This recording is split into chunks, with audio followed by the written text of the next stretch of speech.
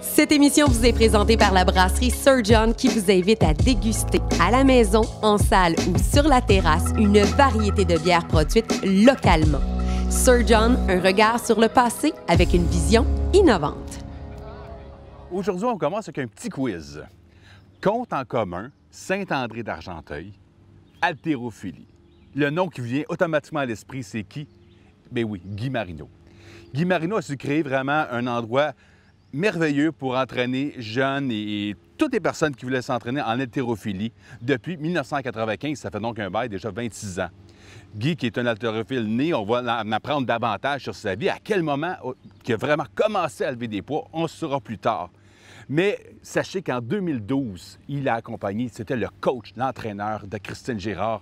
Et Christine avait remporté à ce moment-là l'argent. Par la suite, avec des règlements, des enquêtes pour les tests et tout, elle a su finalement aller décrocher l'or aux Olympiques, dont Guy en est l'artisan, en quelque sorte, parce qu'il l'a entraîné. Aujourd'hui, nous allons vraiment découvrir le monde de l'haltérophilie. Et Guy Marino, bienvenue à Parcours d'été.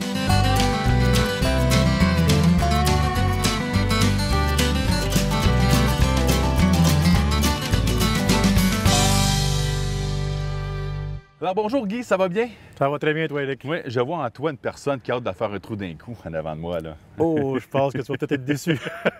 Non, de toute façon, c'est rare. Le pourcentage des gens, je pense, qui font un trou d'un coup dans leur vie, je pense que c'est 0,0 quelques %. Donc, on pourrait être là-dedans. Je ne montrerai pas la moyenne aujourd'hui, c'est sûr. Ah, on ne sait jamais. Il se passe des choses magiques à Parcours d'été. Hey, je suis content que tu sois là, Guy. Puis ça fait des moments, parce que c'est pas évident de trouver un horaire qui fonctionne avec tout le monde. Oui. Premièrement, c'est toujours la synchro aussi sur le terrain de golf pour les joueurs. La température, souvent, qui nous joue des vilains tours. Et aussi, tu as une ferme laitière quand même au-delà de 100 vaches. Oui. Ça l'occupe le temps, ça. Ça l'occupe pas mal. C'est que, oui, comme tu dis, il y a une fois, j'ai trouvé de te canceller parce que j'avais trop d'ouvrages à la ferme. Oui. Mais là, je suis là. Enfin, parce que ta fille t'a devancé l'année passée, Oui. Puis c'était vraiment intéressant de voir. On avait un petit peu découvert le monde de l'haltérophilie dans la région. Tu sais, on en parle, je l'ai parlé en début d'émission, mais tu sais, vraiment d'en parler un peu plus à fond parce que l'haltérophilie, ça a quand même fait partie de ta vie depuis très, très longtemps. Et tu as tracé le parcours pour beaucoup de jeunes, donc dans ta famille aussi, qui ont été Commonwealth. Tu as plein de jeux là, importants qu'on en reparlera un peu plus tard. Mais pour toi, c'est vraiment, à traire des vaches puis lever des poids, là, c'était pas mal les deux choses. C'est ma vie. Mon travail, moi, c'est la ferme, c'est bien sûr. Parce qu'il faut manger dans la vie, il faut vivre. Financièrement, c'est la ferme qui me fait vivre. Ouais. Mais l'haltérophilie, malheureusement, non. Mais ça, c'est une passion que je vais avoir le restant de mes jours. Puis c'est un sport que j'essaie de faire découvrir le plus possible aux gens de la région. Puis oui, je suis fier de moi d'avoir formé une couple d'athlètes de quand même très bon niveau. Parce que tout a commencé à la ferme, là, un bâtiment juste à côté de la maison. Là, parce que tranquillement, des jeunes ont commencé à s'entraîner puis tu dirigeais pour aller... Au début de tout, en 95, quand j'ai commencé, c'était plus la famille, mes neveux et nièces, qu'on avait fait qui venaient s'entraîner pour se mettre en forme. Puis en même temps, ils voulaient découvrir l'haltérophilie. Puis ensuite, on a été dans une école, puis là, on est quand même un très beau local à l'école Laurentian, ici à La Chute. Puis malheureusement, depuis 1 an et demi, avec la pandémie, c'est vraiment plus difficile. Ouais. Mais on va recommencer, puis on a des bons jeunes. Bon, je pense que c'est une pause. C'est une pause comme pour tout le monde, en fait. Ça a quand même fait du bien, je te dirais. Oui, non, mais des fois, tu sais, on dit, bon, bien, on fera un peu le compte-rendu, le post-mortem, si on peut dire, par la suite. Mais des fois, c'est comme. C'est malheureux pour certaines personnes qui étaient rendues là pour, mettons, les Olympiques. Oui. Mais quand même, je dirais, bon, faut en retirer les bons coups, si on peut dire. C'est sûr. Puis de ton côté, oui, effectivement, parce que c'est très demandant. C'est de l'entraînement tout le temps. C'est de l'entraînement. Tu sais, les athlètes débutants, c'est 2 à 3, 4 fois semaine. Mais les athlètes de haut niveau, c'est à 6 à 8, 10 fois par semaine. Là. Et mon Dieu. Tu sais, ça entraîne des journées 2 fois par jour. Mais si tu veux aller de haut niveau, tu n'as pas le choix de faire ça. Ben non, absolument. J'en ai plusieurs athlètes qui l'ont fait, là, mais c'est ça. On n'a pas le choix. Puis je suis curieux, Guy, bon, tu disais au début, c'était plus ta famille qui s'entraînait. Mais c'est quoi? Est-ce qu'il y a eu une conversation qui a fait en sorte que hey, mon oncle, papa, peu importe, on commence ça, là. Comment est-ce qu'il y a une conversation où tu te rappelles ou un moment tu te dis, bon, ben c'est vrai, il faut faire ça? Ben moi, dans le fond, c'est mon frère Richard qui a commencé le bal. Parce que Richard, il allait à l'école Monseigneur de la course. Ouais. Puis le premier entraîneur qu'on a eu vraiment dans la région, il s'appelle Robert Duhamel. C'était un professeur de mathématiques, je crois, ou d'histoire. Puis c'est lui qui a parti vraiment le club d'haltérophilie à Monseigneur de la course. Puis Richard en faisait là. Puis là, moi, j'étais au secondaire, au primaire dans ce temps-là. Puis je trouvais ça intéressant. Mais c'est là que la piqûre m'est venue. Puis OK. j'étais pas très fort quand j'ai commencé. C'était même le moins fort de la famille. Mais j'avais tellement de volonté d'être meilleur, fait que c'est moi qui venais à bout d'être le meilleur. Ah, bien ça, écoute, on va en reparler, c'est sûr. Donc là, on recule, il y a bien longtemps en arrière. Première année, disons, le primaire. Parce qu'on a commencé à performer en haltérophilie, disons, la course, c'est quoi? J'avais 12, 13, 13 c'est à peu près. Mais avant, comment tu étais, toi? C'était une personne timide ou tu avais plein d'amis, puis tu parlais, tu étais le cancre de la classe? Ou comment tu étais? Moi, je peux dire que j'étais très timide. Premièrement, j'ai pas fait la maternelle. OK. Moi, j'ai arrivé en première année, puis tous les autres enfants avaient déjà été à l'école. Moi, j'avais jamais été dans une garderie de ma vie. OK. Parce que moi, on a une grosse famille. Je suis le 11e d'une famille de 14 enfants. Honnêtement, j'étais très timide. Puis une de mes sœurs était à l'école, puis il y avait un autre petit gars qui était tout seul. Puis elle nous a matchés ensemble. Puis c'est devenu mon meilleur ami à vie. OK. Mais après ça, ça devait être facile pour... Après ça, c'était facile. Ouais. J'ai pas beaucoup d'amis, mais ceux que j'ai, je vais les avoir plus longtemps. Ben c'est ça. C'est absolument ça. On dit qu'on peut compter sur les doigts de notre main. On peut se fier quand on a des déménagements à 35 degrés ou peu importe des situations des fois tristes dans la vie, ben on en jase, puis ils sont là, puis effectivement. Puis, disons, à la fin de l'année scolaire, dernière journée d'école, là, parce que j'imagine, c'est comme... Dernière journée d'école, je peux te dire qu'on débarquait de l'autobus en courant, puis on restait sur la ferme, bien sûr, puis là, moi j'aimais ça travailler sur la ferme. Puis quand j'arrivais à l'école, la première affaire que je faisais, j'ouvrais la porte de mon garde-robe, je mettais mon sac dans le fond du garde-robe, puis il restait là tout l'été. Je le reprenais à l'automne, puis c'était fini pour l'été, ça c'est sûr. Moi, je passais mes journées dehors, ça c'est sûr. Oui. Puis, parce que c'est ça, vous habitez sur une ferme, puis tu es à l'école de... Parce que tu es né à Saint-André. Oui, je suis né à Saint-André. Donc, c'est l'école primaire à Saint-André, puis les amis à Saint-André. Puis, c'est vraiment... Fait que l'été, c'est une... On en parlait après avoir frappé la balle, mais l'été, c'est une continuité par la suite, en fait. Oui, oui, c'est sûr. J'avais mes amis proches, quand on allait les voir souvent en vélo, là, mais on était surtout à la ferme. OK. Bon, ben là, ça va être le temps d'aller mettre la balle, mon Dieu. drapeau là-bas, là. J'espère qu'on ne rira pas de moi trop. Ben non. Tu vois, il se passe des choses spéciales.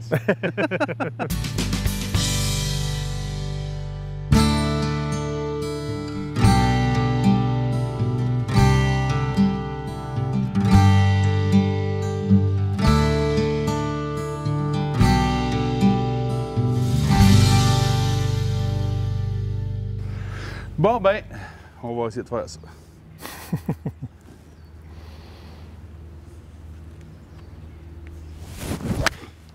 Non, pas là. Je la tire souvent à gauche. C'est quand même mieux. C'est quand même pas pire, je trouve.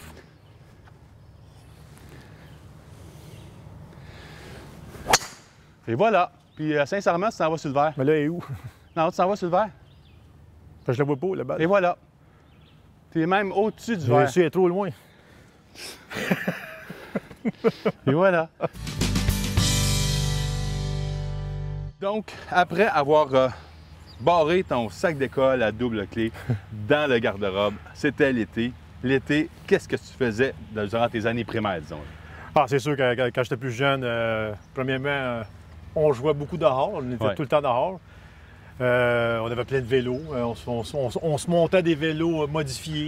On essayait de faire des vélos Mustang, tu sais, les fameux basic Mustang. On se faisait ça avec des grandes poignées. Mon père était découragé parce qu'on laissait les outils traîner partout. Mais ça, c'était mon enfance. On a eu du fun.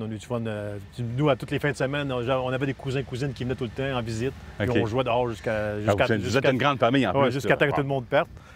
Mais ce que j'aimais beaucoup faire, c'était travailler avec mon père. Mon père, tu sais, pour travailler à la ferme, on faisait les foins. Dans les foins, c'était en petites balles carrées. OK. Puis on en faisait des 12, 13, 15 000 balles par année. Oh, mon Dieu! Mais moi, j'aimais ça. Honnêtement, c'était ma job préférée de faire les foins avec mon père. OK. Puis après ça, c'est ça. On faisait l'été.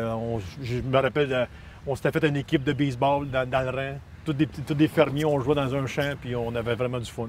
Tous les soirs, après on allait jouer au baseball. Tu savais pas t'en penser à raser tout un terrain comme le film Chandrail de Kevin Costner, là? Oui, on aurait pu faire ça, Non, j'ai eu une très belle enfance, moi, au primaire. Moi, de vivre avec mes parents à la ferme, c'était mon bonheur. C'est ça, parce qu'en même temps, la fibre familiale est tellement serrée. Oui. Donc, c'est toujours le soutien un à l'autre.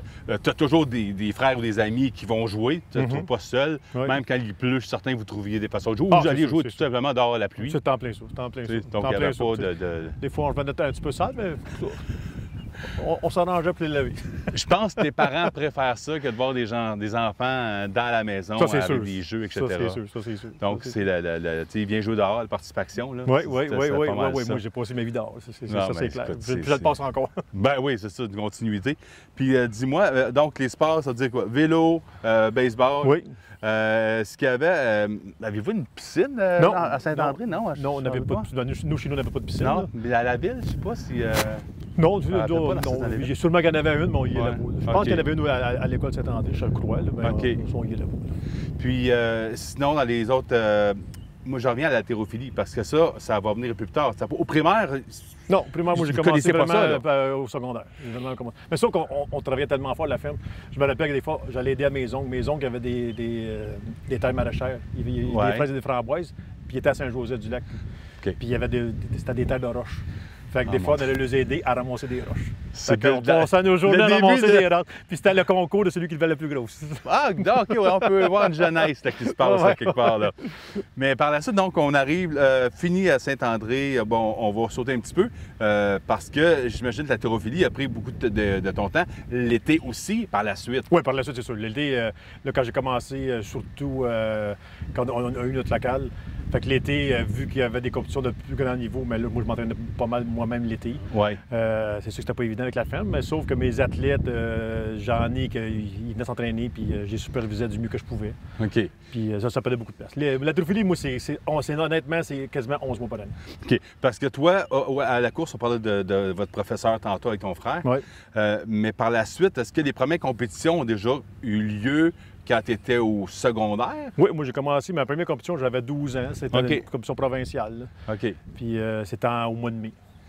Puis par la suite, c'est ça? Par la suite, l'été, il n'y a quasiment pas de compétition quand tu es de niveau débutant. Okay. Ça recommence tout le temps à l'automne, en même temps que l'école. Mais quand tu es rendu d'un niveau supérieur, c'est sûr que l'été, il y a beaucoup de compétition quand même. Puis par la suite, évidemment, c'était un peu. Ça suivait justement le cycle d'école. C'est en plein ça. Pour les débutants, ça suit le cycle d'école. Exactement. Okay. Ça, comme tu as dit tantôt, pour l'élite, ils vont avoir des fois une à deux compétitions l'été, qui n'est pas évident de s'entraîner l'été. Okay. Mais ça fait que si tu veux être des meilleurs, tu n'as comme pas le choix. Il faut que tu t'entraînes. à part les Olympiques qui ont eu lieu l'été. C'est ça. Évidemment. C'est ça. Premier emploi d'été, par la suite, moi je pensais que ça aurait été que c'est travailler ton père, puis t'es rémunéré un petit job, il y en a qui tournent de gazon, donc ils font des bails de foin. Oui. Ben moi, premièrement, mon père ne nous payait pas, parce qu'avec la famille qu'on était, nous, c'est l'entraide. C'était beaucoup important, l'entraide. Puis mon père, il ne pouvait pas commencer à payer ses 14 enfants. Puis nous autres, c'était comme ça. Oui. Mais sauf, mon vraiment premier emploi, c'était déménageur.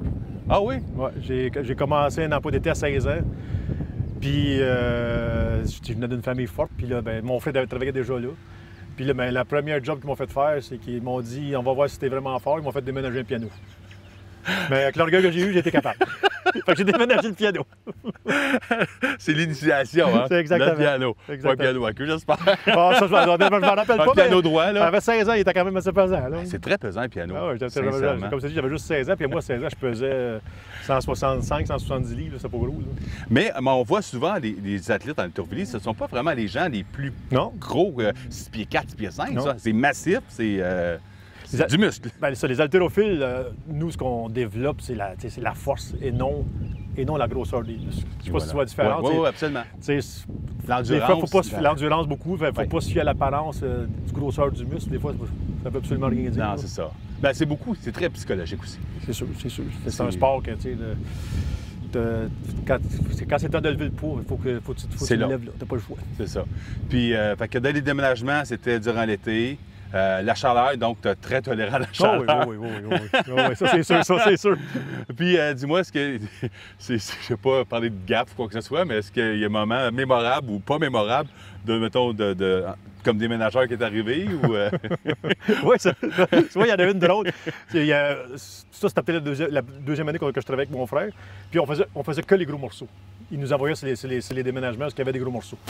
Fait que là, cette journée-là, on était fatigués, puis c'était un déménagement qui n'avait pas très bien commencé parce que le monde n'était pas très gentil avec nous autres. Ouais. Puis on était dans un escalier en colimaçon, puis on déménageait un frigidaire. Okay. Puis ça allait très mal. Puis là, un moment donné, l'escalier n'était pas solide. Puis il y avait une marche, c'est moi qui étais en bas. Puis mon frère, il dit, si la marche est pour briser, on crisse le frigidaire en bas. Fait qu'on n'a pas voulu se faire mal, on a pitché le frigidaire. On était au 3e étage. Fait que le frigidaire était plus bon. Il était pas content, mais Non, les mais en assurances même ont payé temps. sûrement. Ouais, non, en même temps, les assurances. C'était la seule chose vraiment qui est arrivée. Là. Non, mais je dirais en même temps, c'est penser avec sa tête, là, quelque part. Ah, mais là, fallait pas Sinon, se vous avez blesser. pu vous blesser solidement. Là. C'est ça. On aurait pu se blesser, mais sauf que, comme je te disais, les personnes n'étaient pas très gentilles. Ça fait que. Ben, Bon. la loi du karma. C'est en plein ça. Bon, parlant de karma, là, ta balle, t'es vraiment plus loin. Ben oui. Moi, j'étais un peu à court, mais tu te disais tantôt, il se passe des choses, des fois magiques, à parcours d'été. Tu as frappé une balle, d'ailleurs, semblable à mon père qui a fait son trou d'un coup ici. OK. Tu as été juste un petit peu en Un petit peu arrière, plus loin. un bond qui est défavorable, mais tu es sur de la frise en arrière. Tu es bien placé. Tu es mieux placé que moi. Ah! Donc, elle va aller frapper ma balle.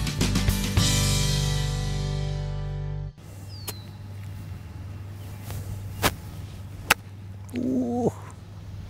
C'est pas si pire. C'est pire que ça. Va peut-être revenir. Elle va peut-être revenir. Pas si pire.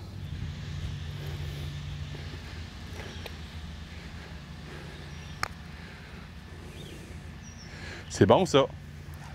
C'est très, très, très, Ah, très donc, bon. ah, Très donc. bon, Guy. Très, très, très, très bon. Et voilà. C'est bon.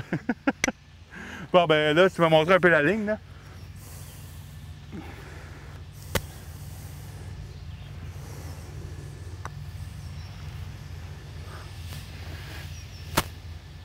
Il est à voir.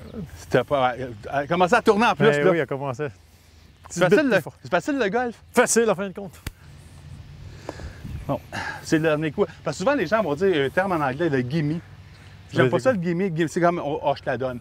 Puis souvent, c'est des coups après ça qu'on les manque. Fait que je te laisse terminer. J'espère que je vais l'avoir.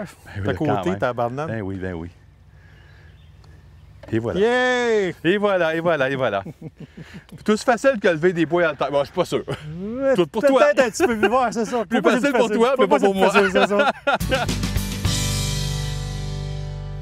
Donc, Guy, pour revenir à l'haltérophilie, là, évidemment, enfin, on voit la lueur au bout du tunnel. Oui. Donc, les cours, les activités de l'haltérophilie vont recommencer bientôt, là. Oui, ben nous, dans le fond, on n'a pas vraiment. On a arrêté pendant 2 mois, OK. quand ça a commencé l'année passée. Puis nous, on était à l'école de Laurentian, mais on avait une entente de pouvoir continuer, mais sauf avec des règles très, très, très, très Très strictes strict. qu'on a respectées à la lettre. Oui. Sauf que le problème qu'on avait, qu'on ne pouvait pas faire aucun recrutement. Aucun jeune OK. ne pouvait venir essayer. Il y avait juste mes athlètes qui étaient déjà dans le club qui pouvaient venir. Mais là, à l'automne, on espère, quand l'école va recommencer, qu'on avait déjà un programme avec la Polyvalente, la Vigne et l'école Laurentian. Je ne me rappelle plus c'est quoi le nom du programme, mais c'est que les jeunes pouvaient venir faire de l'haltérophilie pendant X semaines. OK. Ça ne coûtait rien. OK.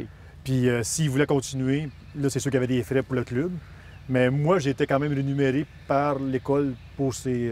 Ben, la fois, c'était une subvention du gouvernement. C'est pas vraiment par l'école. La subvention est donnée à l'école, puis l'école m'a payé. OK. Fait que ça, on va recommencer l'année prochaine. Puis quand j'ai commencé ça fait 1 an et demi qu'on l'avait fait. Puis honnêtement, on a eu à peu près 25-30 jeunes. Donc, il en est resté à peu près une dizaine. Bon, c'est Fait merveilleux. que c'est quand même très bon. Parce qu'en même temps, on parle un petit peu un hybride de sport-études comme qu'on Oui, voit c'est là, c'est ça, un peu sport-études. c'est Les ça jeunes qu'on viennent va dire. essayer. Je pense que les écoles se sont aperçues que nos jeunes, peut-être qu'ils ne bougent pas assez. Fait que, là, ils ont la chance d'avoir cette activité dans l'école. Puis, je ne veux pas me vanter, mais je pense que je suis quand même un pas pire entraîneur. Ben oui. Puis, je fais attention aux jeunes. Ça l'Olympique, ça Girard. Ben, C'est vrai. Mais j'ai bonne jamais eu vraiment d'athlètes qui se sont blessés gravement. Même Ouais. pas du tout. oui, parce que ça avec la même chose, tu sais, avec tes enfants en plus, parce Oui. que cette attention-là de dire, bon, ben là, c'est ma fille, c'est mon gars. Oui. Puis, sincèrement, des blessures en haltérophilie, ça doit comme. C'est musculaire ou même. C'est plus. sûr. C'est sûr qu'il y en a des blessures. Il y en a des blessures. Oui. Mais sauf que il y a la manière de faire le mouvement. Que moi, je fais vraiment attention quand ils sont vraiment jeunes. Oui. Tu sais, déjà, j'ai commencé vers les 12-13 ans. Mais à cette heure, là, j'en commence, ils ont 8 ans. OK. J'en ai un présentement, là, il est rendu à 15 ans, là, puis il a commencé à 8 ans. là. C'est un de mes meilleurs espoirs des jeunes. Il est vraiment, vraiment bon. Puis je pense que on commence pas ça à 4 ans quand même. Là. Ouais. Mais à 8 ans, je trouvais ça jeune, mais sauf que ça nuit pas à la croissance du tout. Du tout, du tout. Ça, c'est un mythe. Même encore en 2021, on a des médecins qui nous disent ça. Je ne sais pas où ils ont pris L'information. fait des études, là, mais c'est pas ça. C'est pas vrai. Non. C'est complètement faux. Non, parce que je sais qu'il y a le fils, moi je connais bien une de mes amies, Carole Desjardins, son gars. Oui, c'est ça, justement, c'est Étienne que je te parlais. Il a commencé à 8 ans. Jolicoeur. Étienne Jolicoeur, c'est ça. C'est rendu un jeune homme, il est rendu de ma grandeur. Là. Puis quand je l'ai connu, il était haut de même. Oui, parce qu'en même temps, je dirais, on en parlait un peu tantôt que beaucoup de sport se passe entre les deux oreilles. C'est sûr. C'est la même chose. Donc, ça va chercher la confiance de la personne, ça va chercher aussi un peu d'être, je ne dirais pas fier, mais le côté comme, je suis content, de fierté, oui, de fierté. Oui.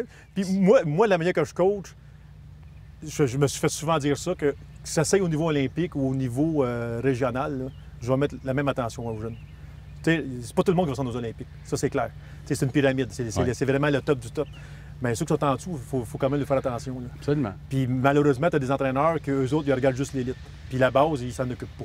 Mais moi, j'aime ça m'occuper de la base. Ouais. J'aime ça les jeunes, j'aime ça être avec eux autres.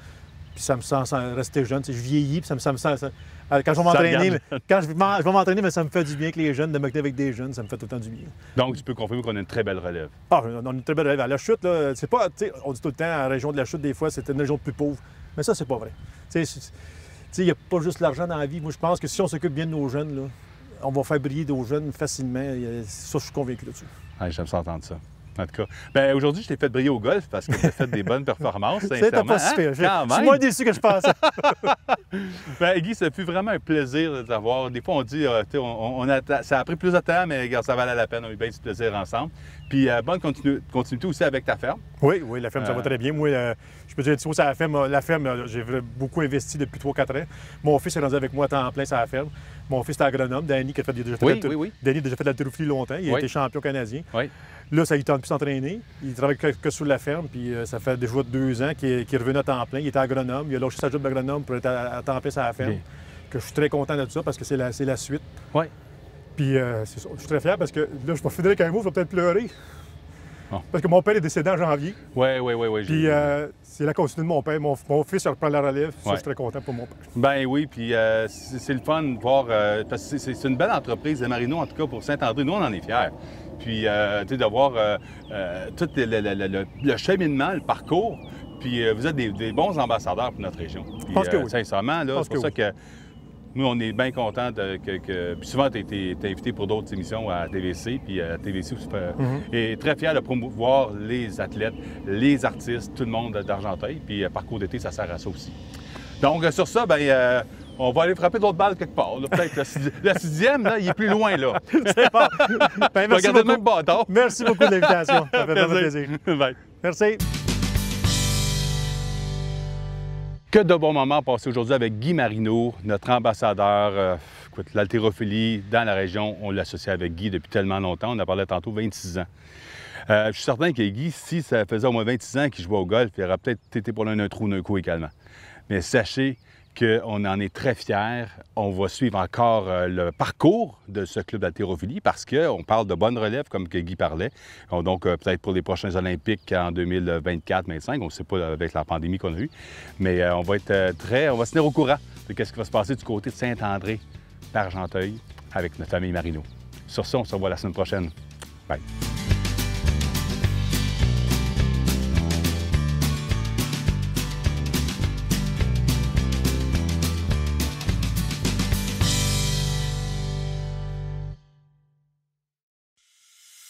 Cette émission vous a été présentée par Sir John, une brasserie indépendante, créative et respectueuse qui s'inspire de la nouvelle tradition brassicole américaine. Passez nous voir pour des bières à emporter ou pour déguster sur place. Sir John, un regard sur le passé avec une vision innovante.